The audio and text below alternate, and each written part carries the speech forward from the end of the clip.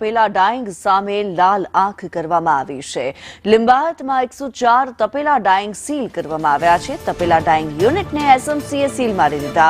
ઔદ્યોગિક પાણી ડ્રેનેજ લાઇનમાં નાખતા કાર્યવાહી કરવામાં આવી છે. 15 દિવસમાં 380 ઔદ્યોગિક એકમોને નોટિસ ફટકારવામાં આવી છે. ગંદુ પાણી ટ્રીટ કર્યા વગર જ ડ્રેનેજ કનેક્શન દ્વારા ડ્રેનેજ લાઇનમાં નાખી દેવામાં આવે છે.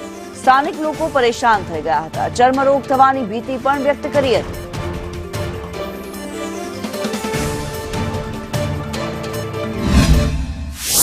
ઉદ્યોગ માટે વિશ્વમાં સુરતે નામ મેળવી લીધું છે, પરંતુ કેટલાક તત્વો એવા હોય છે જે તપેલા ડાઈંગ, તમને સાંભળીને નવાઈ લાગશે કે તપેલા ડાઈંગ શું હોય છે. એ ગેરકાયદેસર રીતે ચાલતા ડાઈંગ્સ હોય છે જેના પાસે કોઈ પરવાનગી નથી રહેતી.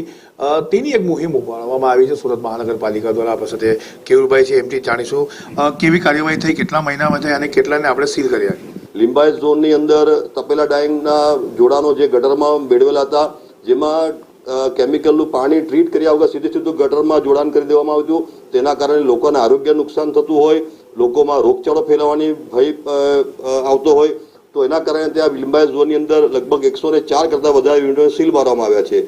હાલ ઉધના ઝોનમાં એટલે કે પાંડેસરા જે ઔદ્યોગિક એકમ છે ત્યાં પણ સર્વેની કામગીરી કરીને આવા એકમોને નોટિસો પાઠવીને આગળની કાર્યવાહી કરવામાં આવી રહી છે. સાથે સાથે કતારગામ ઝોનની અંદર પણ જ્યાં ઔદ્યોગિક એકમો આવ્યા છે ત્યાં એવું માલુમ પડ્યું છે કે કેટલાક ઔદ્યોગિક એકમો પોતાના ડ્રેનેજના કનેક્શનને સ્ટ્રોમ લાઇનની અંદર આપી દીધેલા છે, જેના કારણે તાપી નદીનું પાણી પણ પ્રદૂષિત થવાની એક ભય રહેતો હોય છે. એટલે આવા તમામ પ્રકારના ગેરકાયદેસર પ્રવૃત્તિ કરનારા ઔદ્યોગિક એકમો સામે પગલાં લેવા માટે સુરત મહાનગરપાલિકા કટિબદ્ધ છે.